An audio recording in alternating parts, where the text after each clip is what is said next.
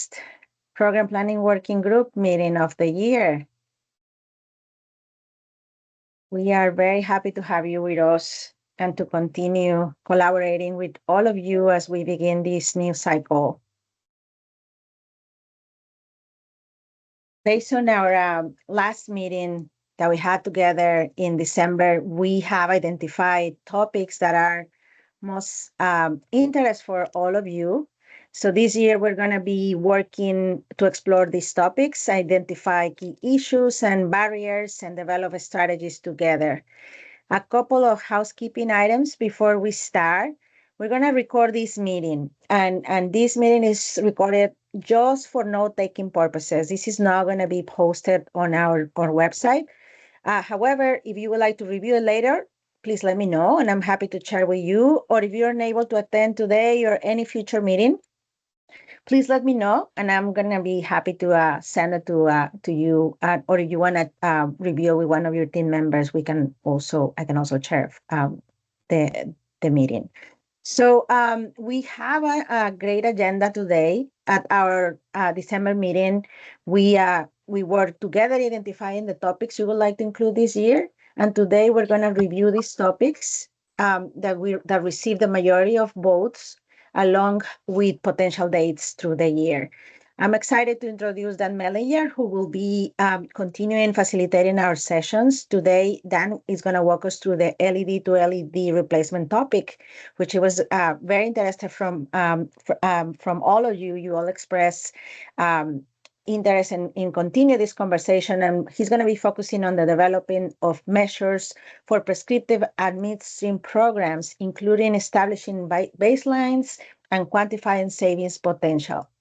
We have allocated time today to learn more about the topic and to discuss together, and we all requested and we hear from you on our past conversation and the feedback. And then we're going to close the meeting by reviewing the next steps. So before we move forward, I would like to take a moment to thank you for participating in the working group. Here is a list of the members that are represented. Your participation is really valuable, and we truly appreciate the opportunity to work together and to learn from one another. If you are unable to attend to some of the meetings and would like a colleague to participate on your behalf, just let me know. I'll be happy to share the information on the meeting and to also share the notes with you. Additionally, if you would like to share your programs or a success story that you have within your organization, we always welcome your participation. For those, we can go through the next one. Thank you. Then for those who are new to the group, I would like to briefly share our main goal. The Program Planning Working Group, it's a dedicated platform for DLC members, utilities, and program administrators to collaborate on the planning and implementation on energy efficiency lighting and control programs. Our focus is on enhancing program effectiveness, improving energy efficiency outcomes, and develop actionable guidance and resources. And we're really, really looking forward to continue this work ahead this year. And with that, I'm going to turn it over to Dan, who is going to walk us through the LED topic today. Thank you, Carla. Hello, everyone. Nice to be here with all of you today. Just as a reminder, before we get started, since we're kicking off our 2026 program schedule for the Program Planning Working Group, I thought it'd be helpful to remind folks of some of our participation rules or guidelines. This working group is intended to be just that, a group of folks working together. And as such, we ask that folks be active participants. And if you have a distraction, something else you're working on, that's fine. But we just ask that if you're here, be present. So if you have something else you need to work on, go ahead and leave the meeting and take care of that and come on back when you're ready to be active. We want everyone here to be engaged. When we're having our discussion sessions, if there's an opportunity for Q&A or round robin discussion. It would be great if folks can turn on your camera, in particular when you're speaking. It's nice to be able to see folks and interact in that way. So that'd be wonderful. Go ahead and raise your hand if you have a question at any point during the day, and we'll make sure we can call on you. In addition, you can put questions in the chat, and we'll keep an eye on the chat window, and sometimes we'll raise those questions up for discussion with the full group if there's an interesting point or relevant question that's in the chat. Finally, probably goes without saying, but I'm just going to acknowledge it anyway. Respect everyone's opinions. We're going to have a variety of different perspectives in all of our meetings, and it's important that we come into these discussions open-minded, willing to hear from others, willing to share the virtual floor, if you will, and discuss information that is mutually beneficial. All right, so with that, let's actually start by taking a look at the topic schedule for 2026. So our tentative meeting schedule and topic list is shown here, and Carla's going to be sending out appointments soon so that you'll all have these dates on your calendars. Some of the topics that you see here are continuations from 2025. You may recognize some of these topics, such as today's topic, LED to LED replacements. We talked about this first in July of 2025, and we're here today in February to continue that discussion and talk about, okay, it's a great idea, but how do you actually implement it? Another topic from the schedule last year would be LLC implementation. That topic received a lot of interest. We didn't have time to get through everything that we wanted to cover, so it's on our schedule for 2026. There are some new topics as well, such as market mapping. Maybe not entirely new, it's more of an extension of the market engagement discussion that we had last year, but we're going to look through some examples of programs or ways that you can actually map the trade allies or market actors in a particular segment like LLC. And also new on the list, a couple of topics related to SSL version 6. One is controls categories in August and V6 implementation in October. The December topic remains to be determined. We're going to keep that as a date that's available for us to flex a topic into, and we may end up adding an additional topic, an additional meeting throughout the year as needed if we find that more discussion on any one of these is needed. Okay, so speaking of the controls categories, that topic in August, just want to remind folks that we are looking for DLC members who would like to collaborate on the implementation of this concept, implementation of controls categories. So participating members would work together hand in hand with DLC staff on incorporating controls categories into your programs. A few goals that are listed there.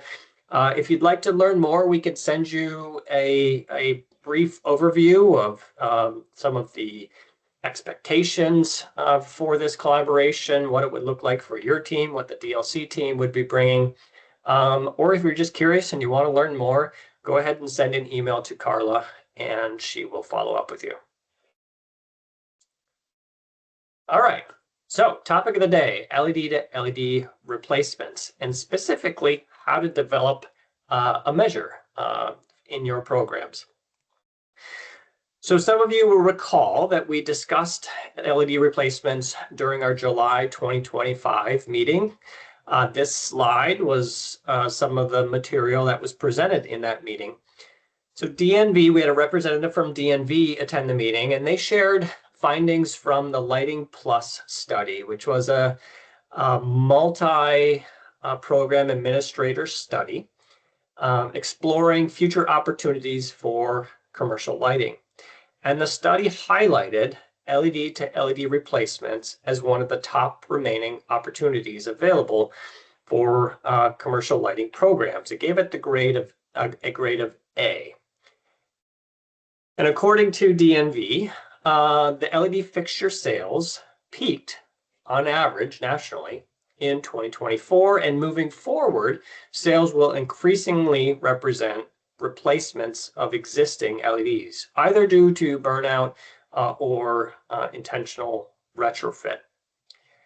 So this is great information to be aware of, and aware of an opportunity, but what we didn't have time to discuss back in July was how do you, as a program, take this opportunity that's been identified and implement it in your program. And that's what we're going to cover today. So nearly all measures go through some form of the 6 steps shown here when developing something new. And we're going to focus on the first 3 steps of defining a baseline, defining the efficient conditions, and calculating wattage and or kWh savings. Steps 4 through 6 are just as important, but I'm not going to cover them because they tend to be more unique to programs, and they're influenced by factors such as what is your incentive budget? What are the avoided costs used in the cost effectiveness screening? What is the test that's used for cost effectiveness screening? And measure requirements also tend to be unique, like how do you require your projects, your contractors to report information, what type of eligibility, etc. So 4 through 6 are things that I suspect you all are very familiar with and could do so if you had a measure that was already characterized in that you knew what the baseline is, you knew what the efficient condition is, and you knew what the energy savings are. And that's what we're going to cover here today. So starting off with the baseline, actually, before I jump in, just a reminder that at any point, if you have a question or something isn't clear, go ahead and raise your hand. I'll try to keep an eye on the Teams window, or Carla, speak up if I don't see it, and we'll make sure your question is answered. And we'll hopefully have some time at the end as well for discussion if you don't have any questions that come up during the course of the material that I'm covering. Okay, so in terms of baseline, we first need to identify the type of project that we're talking about. Now, new construction doesn't really apply here since there isn't anything existing. The baseline would typically be whatever applicable code exists in your area. So I'm not going to address new construction. For replace on failure or replace on burnout, there are actually a lot of names for this category: replace on failure, replace on burnout, market opportunity, market replacement, a lot of different names to describe the same type of project, the same condition. But this is when the customer already was going to do something. And so the program is intended to incentivize them or motivate them to do something a little bit extra, a little bit different, a little more energy savings. Now, in this case, the baseline could be something like a non-DLC LED fixture, and the program is influencing them to choose DLC. Or maybe what the baseline would be is a lower efficacy DLC product, and the program could identify a minimum performance threshold for efficacy that's higher than that and claim the savings between the two. In any of these cases, I think the energy savings is rather limited, and this is a little bit of a trickier project scenario to define the baseline of using the example of a non-DLC product. We don't have a convenient database that quantifies the performance of non-DLC products. So this is a trickier one to handle, and while it's possible, I think the potential energy savings are rather limited, and therefore I'm not going to cover it here today. What we are going to focus on is the retrofit category, and specifically how to establish a deemed baseline and energy savings for a retrofit project. Now, I'll note there are a few flavors of retrofit, and in fact, there are already examples of programs out there that use a calculated baseline. So this could be a custom or a prescriptive program or a measure in which the actual existing wattage is reported and recorded as the baseline, and the actual new LED wattage is recorded, and the difference between the two is used to calculate the energy savings. A similar approach is using a watts reduced methodology. So these are all forms of a calculated program for retrofit. And there are examples of programs out there today that do this. I know working with Rhode Island Energy, they do this in their custom program. Or Focus on Energy in Wisconsin has a prescriptive version of this where they pay based on watts reduced. So not anything new or different than approaches that were used in other technologies. When we get into the deemed realm for LED to LED, that's where some new approaches are needed. We have to be able to identify what that baseline is. And one method to do that is to use historical project data. So if your program has historical data, you could look at the quantity of products that were installed in a given year, and maybe even your program data include things like performance metrics, such as efficacy. And you could establish with a reasonably high degree of confidence for your individual market what a typical installed LED product looks like. Absent program data, there is another way to do that, and that's what we're going to discuss here in the blue box, is using a weighted average baseline informed by historical DLC efficacy requirements and assumed adoption rates. This is going to get a little detailed. I'll try to explain this as simply as I can, but again, stop me if something is unclear or you have a question. So to establish a baseline without using program data, we need a way to estimate the performance of products installed in prior years. And thankfully, we know the history of the DLC minimum efficacy requirements. And what I'm showing here in the table are those requirements since 2010, way back in version 1.5. Imagine this, the efficacy requirement for a troffer was only 55 lumens per watt back in 2010. Now, not many products were installed back then, but still there were some installations in the early teens, I guess you could describe it as 2010, 11, 12, 13, in that time frame, where the efficacy requirements were quite low. And then you see those requirements ramp up over time. And today, the QPL is predominantly version 5.1 products near the bottom of the list there, with efficacy minimums of 110 for troffers, 120 lumens per watt for high bay, and 105. Yep, there it is, 105 for outdoor luminaires. Now, those version 5.1 minimums, which is what is predominantly on the QPL today, we can't really use today's QPL because a product that's being replaced was likely installed earlier at a time when those efficacy minimums didn't apply. So we have to have a way to quantify the average performance of the QPL in an earlier time frame. We could just pick a year from this list or multiple years and use that as a baseline, but doing so, I think, would be overly simplistic. So knowing those efficacy minimums is an important first step, but most products on the QPL actually exceed the minimum efficacy requirements. And product efficacy changes over time as new products are continually added to the list. So to demonstrate this point, the table on the right shows that the QPL average of listed products today for troffers, high bay, and outdoor exceed the minimum efficacy thresholds by as much as 29%. So using just purely the minimum threshold doesn't represent products that are available. We want to have a way to look at the average efficacy over time.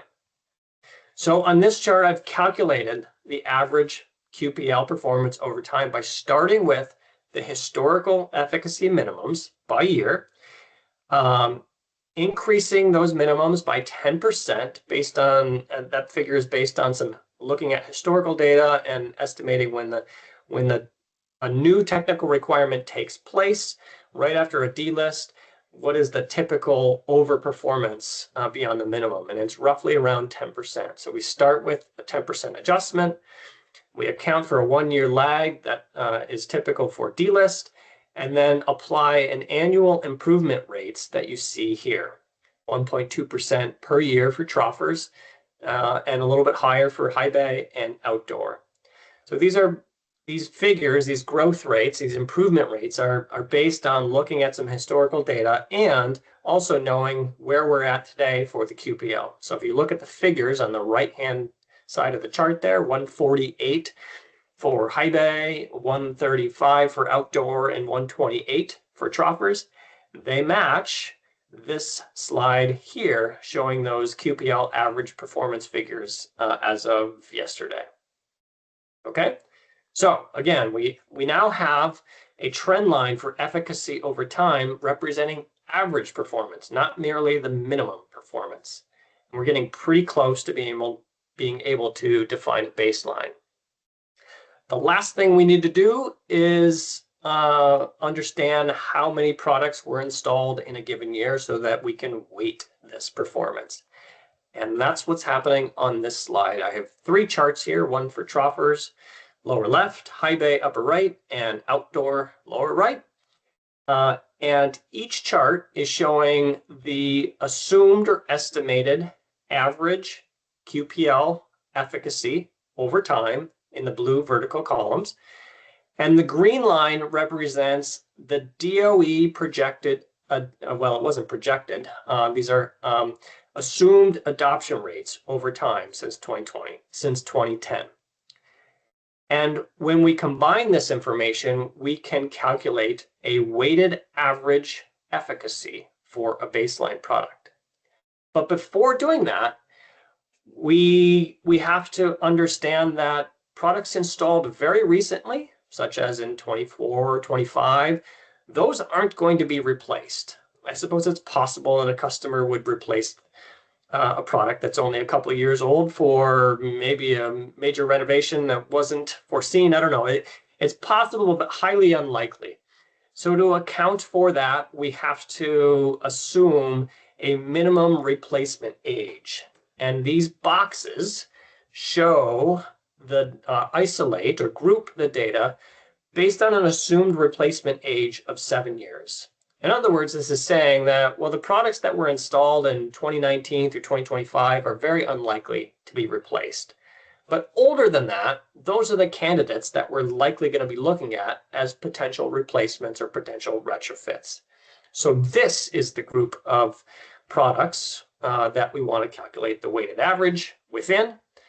And using troughters as an example, I put the numbers here. So for troughters, a weighted average baseline is 105.5. So this is looking at those blue columns over time, weighting it by the green line, which means those earliest really low efficacy values are counting for almost nothing because so few products were installed in that time frame. And more products were installed in the 2016, 17, 18 timeframe. So our weighted average is 105.5. Now, one last point before we get to the bottom line, and that's the fact that adoption rates vary. So what I'm using, or what I was showing on that last slide, is merely the DOE average, but we know programs influence adoption, and some programs were offering incentives earlier than others. So it could be possible to shift that adoption curve, either leading or lagging, by some time frame. So what I'm showing here on the left is a program or an area that was leading the DOE adoption curve by 2 years, or on the right is a 2-year lagging adoption curve. So this presents now 3 potential scenarios of average, leading, or lagging, in which case we can calculate the weighted average efficacy. Now, it's important to highlight that a program or an adoption curve that is leading the DOE would actually have a lower efficacy baseline since more lower performing products were installed in those earlier years, and the reverse would be true for lagging adoption rate, where the weighted average efficacy would be higher. So that gets us to our bottom line. We have 3 different product categories: troffer, high bay, and outdoor, and 3 different adoption scenarios, and these would be self-selected. You would have to evaluate, well, do I think I'm leading or lagging? My program was leading or lagging or roughly aligned with what DOE said, and that could establish an efficacy baseline for your program. And if helpful, in order to identify whether you think your program is leading or lagging, it is possible to look at what level of adoption was predicted by the DOE, and you can compare that to where you think or you know your market is now to help identify which of these values would be relevant. So this establishes our baseline efficacy conditions. Before I start talking about the efficient LED conditions, any questions about this? I threw a lot of numbers and charts at you. I want to make sure it's all making sense.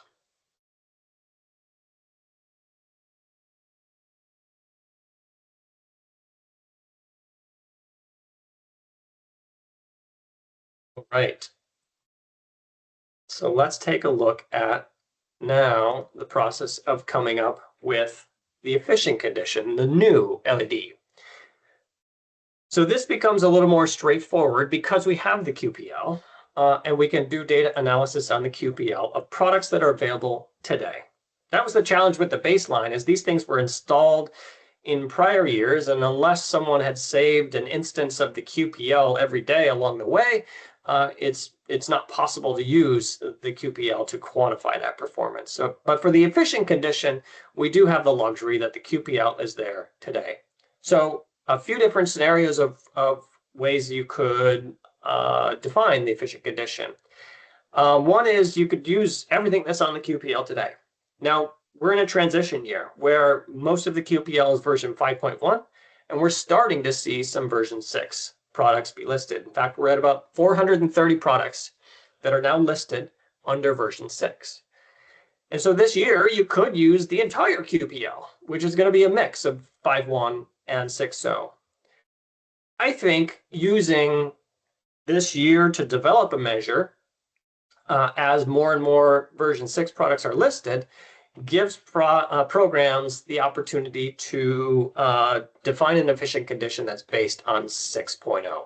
And it could be 6.0 products, as shown in blue. That's what I'm going to talk about in a minute. Maybe it's just 6.0 premium, or maybe it's 6.0 plus LLC. So a few different ways to use SSL 6 to define an efficient measure. The last one there is it is possible that a program could custom define an efficacy threshold. Let's say 150 lumens per watt for a troffer. That is beyond what is required today for either DLC standard or premium in version 6. But there are products out there that can achieve that level, and there are products on the QPL. And so it could be possible to define a custom threshold and maximize the energy savings that your program could claim from the measure. But I'll add the caution that this becomes much more difficult to administer, harder for partners to identify products. It's just definitely more complicated. So there's some cautions there. So if we're going to look at 6.0 products, we can go to the QPL and look at the QPL and try to make some sense of the performance of products that are listed. But conveniently, you already have access to a tool to do that for you. So in everyone's member portal, under the resources and tools menu, you have a link to something called the QPL analysis tool. Now I'm going to click on this link and it'll bring me to a website that you would have access to as well once you log into your member portal. So once you're logged in, and you know that's the case when you see your picture in the upper right-hand corner, there's a resources and tools menu, and you want to come to tools. And on this web page, there are two tools here available to you. One is the cost effectiveness analysis tool. We reviewed that last year as part of the program planning working group, but also this QPL analysis tool. And when you click on that link, it opens this tool here. So this is a data analysis tool that's using recent QPL data. It's not connected to the QPL live. There's always going to be a lag. There's a date that's posted on the tool. So this was updated. I updated the tool just a few days ago. So it's as of February 3rd. And 370,000 products are being pulled in from the QPL. So if you were to compare this to the QPL, do I still have it open? I do still have it open. So this was 370,856. The actual QPL, if you were to add up these two numbers, is a little bit more than that because I haven't updated the tool in the last 24 hours. So there's always going to be a little bit of a lag, but it should be near real time. And now you have the ability to do some analytics on the QPL. This is not a tool to look up an individual product. In fact, you can't even see product information, individual product information in this tool. This tool is entirely designed to allow you to perform analysis on groups or populations of products on the QPL. And so that's what you see here. I've selected both versions 5.1 and 6.0, and I'm getting an analysis for standard and premium and the entire QPL of things like what's the average efficacy, lumen output, and wattage of those products. And using the menu in yellow, I can change some of this analysis, whether I want to look at mean or median. And just as an aside, using median is helpful when you have non-uniformly distributed data. So if we look at this distribution of lumen outputs, there's a very long tail at the high end for this product. In fact, this tail goes much beyond what's my highest been here, 45,000. If I look in this table here, the highest lumen output product, this should be a trivia question, appears to be roughly 500,000 lumens. That is a very bright product. I have no idea what that is. There's one product listed that falls into that lumen bin. So there's a huge, very long tail of products distributed in terms of lumen output. So when you're analyzing something like lumens, you want to use the median statistic. It's much more meaningful. And so all of these values will now change based on median rather than mean. Now, efficacy tends to be more normally distributed. It still can have somewhat of a tail, but it's not nearly as pronounced as lumen output. And so I've left this as mean or average. I can toggle between 5.1 and 6.0, and I can say whether I want tested data only, reported data only, or a combination. And in order to maximize the amount of data I have available, I've left it as this combination of tested and reported data. Where if the product has test data, that's what's used first. And if a product does not have test data, if it's part of a family, then we use the reported data. So the way this works on this first page, if you haven't used this tool before, you get all of the statistics by product category, and you can use the plus arrows to expand a category to see individual PUDs within that. So I can see all of the Troffer PUDs. There's a bunch of them. Or I can do the same thing for any of these outdoor categories. High bay, we're going to have a few. And if I click on something, the metrics on the rest of the page are going to update accordingly. So I'm going to click on the word Troffer. And what that's going to do is now it's going to show me the lumen distribution of only Troffer products. And these statistics at the top are only for Troffers. So there are 44,000 and change Troffers listed, average efficacy of 128. And you can see the difference between standard and premium. And you can do the same thing within a PUD. If I only wanted to highlight 2x4 luminaires, I can see the performance specifically for those products. I can go a little bit deeper if I wanted to filter just to, let's say, premium or even products that have LLLC capability. So you can really start to narrow the analysis down. We've got far fewer products now, only 3,400, but we can confidently say, or very easily get to an answer of what is the average performance for DLC premium products with LLC capability 2x4s. And we know it right away, right? Super easy. So this capability of the tool has existed for a long time. Hope you can make use of this, but what we're going to use the tool for are TRM inputs. This second page here, I'm going to click on that. All of these menus over here on the left remain the same, but we get a list of now measures that could be used to inform a TRM development, measures within a TRM, or measures in some other form in your program.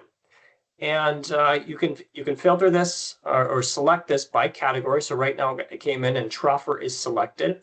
And I have 3 different baseline technologies. I'm going to select T8 just to isolate the list of measures here to make it a little bit more easy to see what we're looking at. So I have half a dozen, looks like 7 different variations of T8 baselines and baseline system wattages for each of those technologies. And then I have a range of roughly equal LED products on the QPL and the performance of those products. So I have an average wattage. If I look at a very common configuration, a 3-lamp, 4-foot F32 T8, baseline 85 watts, there are 6,800 products that would be roughly equivalent to that type of fixture in the lumen range of 5,400 to 6,600. And those products have an average wattage of 46.8 watts. So this could be used to define a TRM measure for you, 38.2 watts saved. Gets right down to the answer you need for a TRM. Well, in this example, what's new is I've added a baseline technology of LED. So now for the 3 categories of Troffer, Outdoor, and High Bay, you have the option to choose an LED baseline. So when I select LED, I get more measures, primarily due to the fact that I've got 3 different scenarios here for historical LED adoption. And this goes back to that slide we were looking at earlier, saying that the adoption could occur in a leading fashion relative to the DOE adoption curve, or lagging. So if we just assume that it was an average or medium adoption, that 3-lamp T8 would be roughly equivalent. I'm forgetting now. Actually, I'm going to put them both up here. What was the lumen output? This one.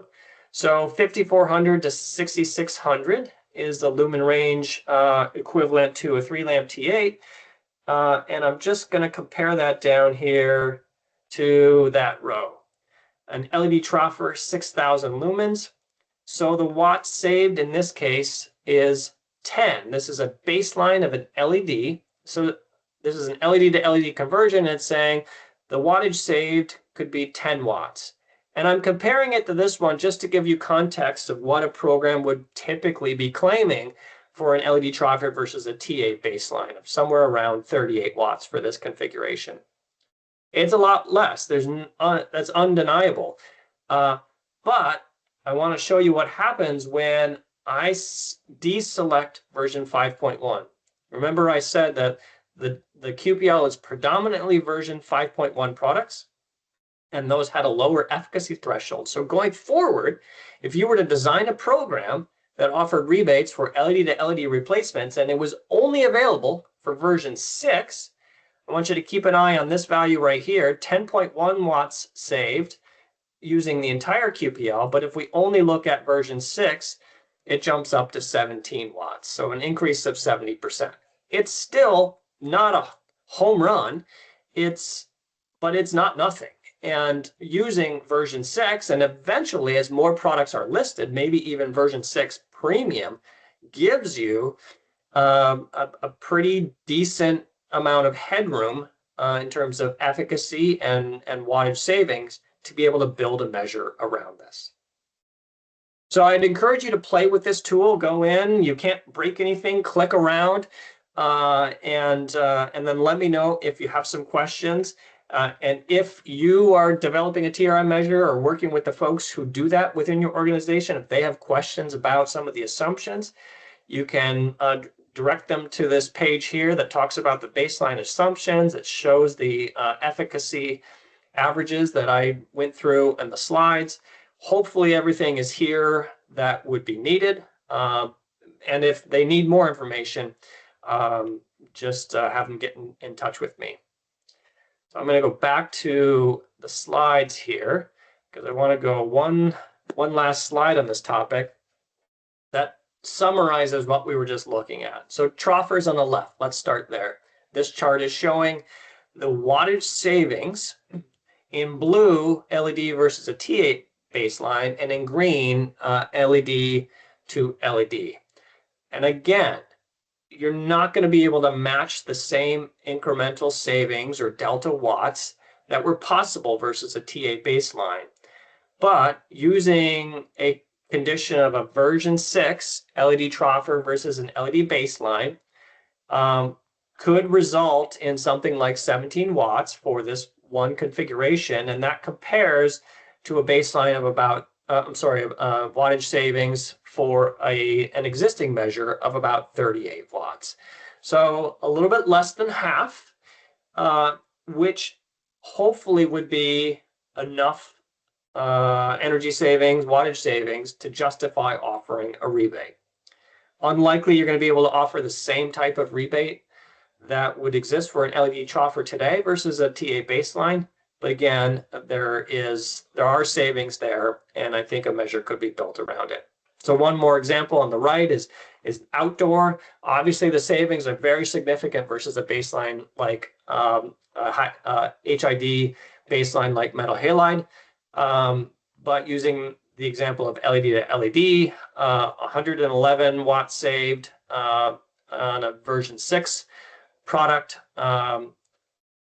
versus a more traditional measure having a wattage savings of 305 watts.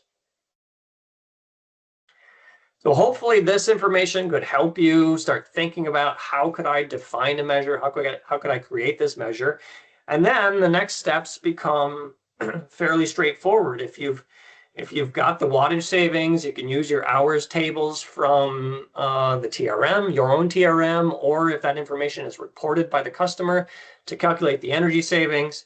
If you know the energy savings, you could start thinking about what rebate would I want to offer based on a per kWh or per watt saved basis. A lot of different ways to do that.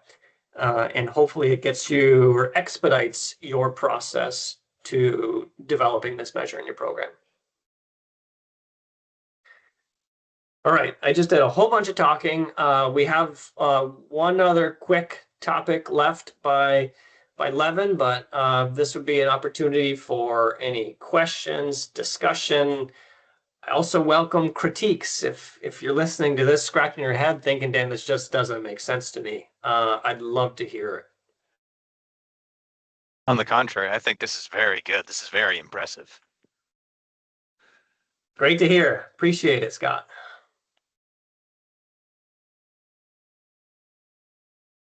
Is DLC shopping this around to the various TRM authors, or are the utilities looking to present this to the people that do their TRMs and say, hey, can you start using this to give us some deemed savings calculations for LED to LED?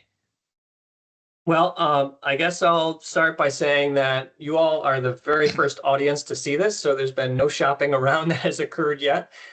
This is hot off the press, and literally you are the first eyes to see this information. But just thinking about that question, my suspicion is that the right course would be for programs to take the information and work with their own either internal TRM developers, but a lot of folks use external vendors for that work, to facilitate the process. I think the biggest challenge is the tool that we were just looking at is only available to members, and not all TRM developers are DLC members. But a member could take that information, such as the wattage tables or the results, or one thing I didn't mention is when I go back to that tool, can I get there quickly? When you're on this tool, you can't, there's no way to like right click and say, I did right click. There's no download option here. But that's why this little text on the lower right here is included, that if you're a DLC member, we can provide an Excel-based table that matches all of this same information. So you could then, as a member, take that information and share it with your TRM developer. Some hands up. That's great. Anne, go ahead. Yeah, this is just a quick question. On that previous slide where you had the two different versions of the savings in green, the 10, for example, on the left versus the 16.9, that has to do with what the program is requiring, correct? Like if we only require a V5.1 be installed, then we get the averages, the 10 savings. But if we require higher efficiency, which is the version 6, then we would get the higher amount of savings. Is that the difference there? I just wanted to confirm. That is spot on. Thanks for recognizing that and pointing that out. Yes, that is the difference. And I would really caution against anyone using version 5.1 because those products are going to be delisted at the end of the year. And this is this is the efficient condition. So we want it to be right. Persist. So it seems to make sense. Not only do you get more savings, but from a sustainability standpoint, standardizing on version 6 makes logical sense. Okay. One more quick question, because I'm just not that as familiar as probably some of my coworkers are. Is the version updated every year? Like, will there be a version 7 next year? No, it's not. It's actually been several years. Let me see if I can jump back to that historical. Oh, maybe. Okay. Yeah, you did say something. It was 2021 or something. 2021 was the last time. Great. Yeah. So it's been a while. If you look back here, I've got a TRT, technical requirement table version, that changed almost every year, but in a lot of those changes, efficacy didn't change. So like between 13, 14, and 15, the version number changed, but efficacy didn't. So there's not been an efficacy revision made since 2021. So it's been a while. And I would let anyone from DLC speak up on the call, but I don't anticipate a change for several years. Okay. That is correct. So that's good. That'll help us build our program for next year. Thank you. Yeah, for sure. Tim, go ahead. Yeah, thanks. Yeah, this is really interesting. So I'm just thinking as kind of time marches on, though, is that kind of average weighted baseline number is going to move, right? So it's going to creep up. Yeah. Yeah. So is your intent to update this kind of like annually then to show that, that creep over time? Yep, I thought about that, Tim. I hadn't gotten as far as to contemplate how we would do this, but it is somewhat of not a moving target. It is a dynamic input, right? So we think about what's the wattage of a T8. It doesn't change. It is what it is. But in this case, it's going to change over time. So annual might be overkill, but maybe we would do like a biannual update. I say overkill, not from what would be required on our end. It's pretty easy to update this, but I know programs are going to want to update their TRMs on an annual basis. So biannual, maybe. Yeah. No, I get it. Just an acknowledgement that there will be some change over time, so there would be some update to it. I think from a TRM standpoint, right? I think it would be, if we have to convince a state regulator this, acknowledging to them that this will move over time, I think it would probably be helpful, right? Agreed. Yeah. Christian, go ahead. Yeah, hi, Dan. So here up in Canada, we have pretty much used different baseline for fluorescence for the last 10 years because of the our regulation. So the most we can use is 25 watts. So I'm not sure your fluorescent, for example, has been modeled around 32 or. Oh, yeah, I see your point. Reduced wattage fluorescent. Yeah, let me go back to this table. So you can select T8 reduced wattage here, which I think is gonna, Okay, thank you. I think that's better gonna represent what you've got. So this would be Excellent. like a 28 watt Yeah, T8. 25. Yeah. Mhm. Yep. Yeah, because we are allowing LED to LED, but not too many takers. But on the other side, by 2030, the mercury elimination was gonna kick in seriously. So I had to prepare for statistical planning what we're gonna lose, and I didn't replace with LED, but now I can have a better plan to move ahead. So, Great. thank you. Wonderful. Love it. Any other questions? We need just need to reserve about 5 minutes for Levin, so maybe another minute or so if there's other questions or discussion.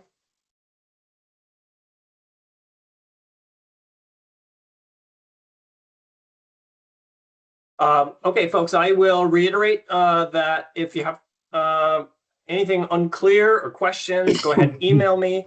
If you need some more supporting data, happy to provide that. But hopefully this becomes a useful resource for folks moving forward.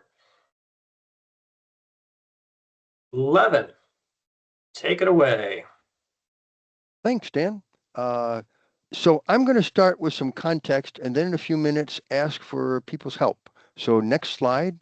DLC is updating the network lighting control technical requirement in 2026 in order to report new innovative capabilities that are optional. We will provide better support for incentive programs and provide a better experience for users. And we will not introduce any new requirements that would cause any delistings. Next slide. So we're working on these four main topics, but today I only have time to talk about the second one, which is to report the default settings that LLLC luminaires come with out of the box before system configuration. This will help midstream incentive programs claim some energy savings even without knowing whether the LLLC luminaires will get properly configured after they've been installed. The goal is to promote default settings that will save some energy for midstream LLLC without being so aggressive that they annoy occupants. Next. So we'll have a single comment period starting in late March and publish the updated requirement in June. We'll update the online application based on the changes to support annual renewals that start each year in August. So by the end of 2026, we expect to have data on the QPL for you to use about some of the products that support these new capabilities.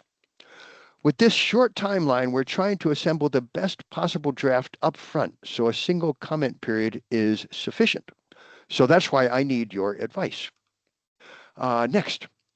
When I asked a group of LLLC controls manufacturers what their default settings are, they told me that the settings can be anything we want, as long as we all agree on what we want.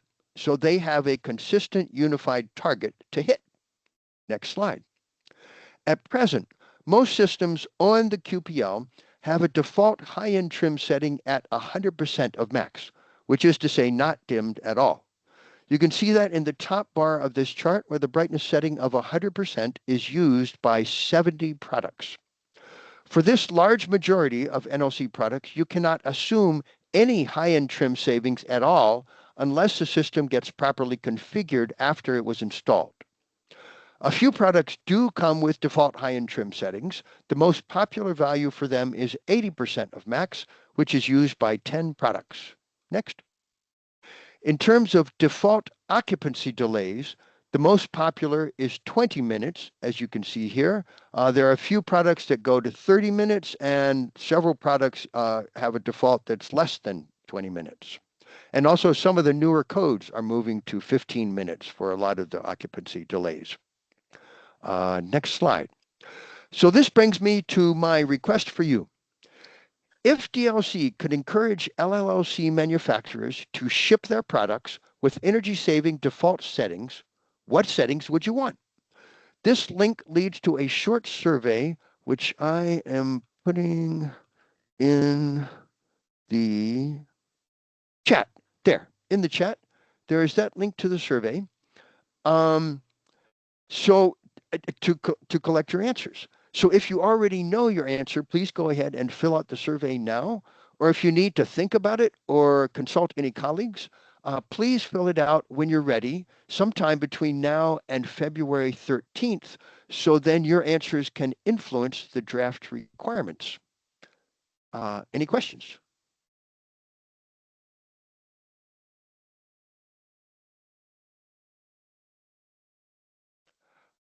Thank you very much for Dan for finding me a few minutes, and Carla, and thanks for everyone who gets a chance to fill in the survey. Thanks, Levin.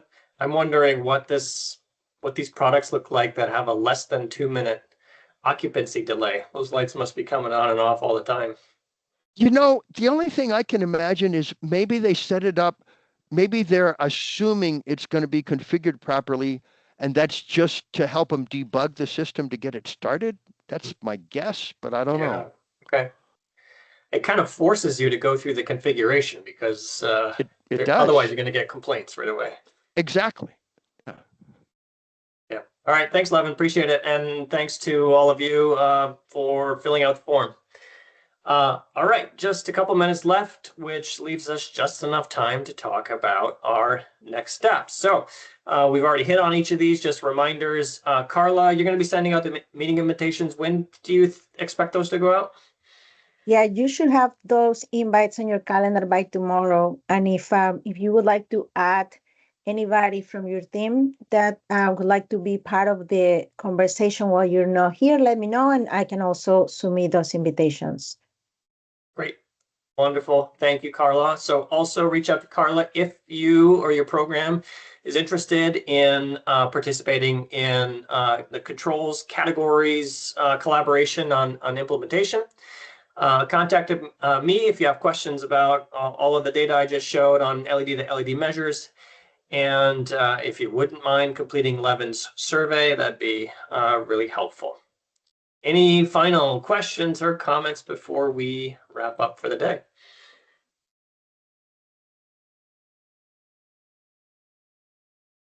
Well, thank you, everyone. Hope you all enjoy your Thursday afternoon.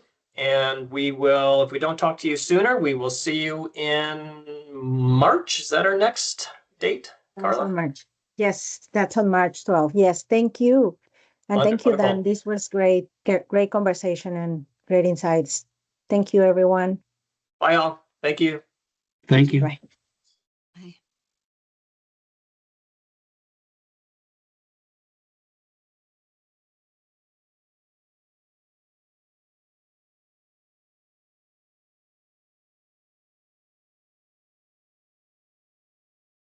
All right, I'm going to drop Carla. Reach out if you have any questions. I will. Thank you, Dan. Have a great afternoon. Thanks, you too. Bye-bye. Bye-bye.